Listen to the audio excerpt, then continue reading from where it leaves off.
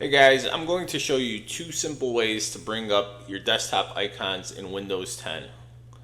So if you want to show this PC, control panel, recycle bin, network on your desktop, the first way to do this is by right-clicking on your mouse, heading over to Personalize, and then locating themes. And then you want to click on that. And then find desktop icon settings and click on that. There you have it. This will bring up all your desktop icons. So in order to show these icons, you want to check the boxes that you want to show and hit apply.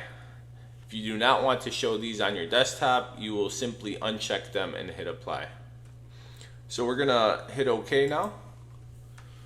Exit out of here and head back to the desktop, and there you have it. There is your desktop icons. They're showing on your desktop.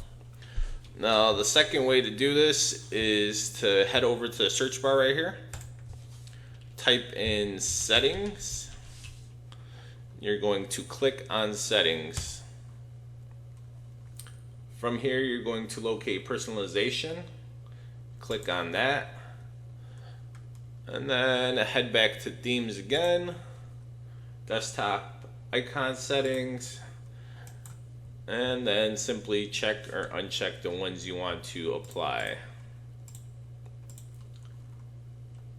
And there you have it, guys. That's how you bring up your desktop icons. Thanks for watching. Please share, like, and subscribe.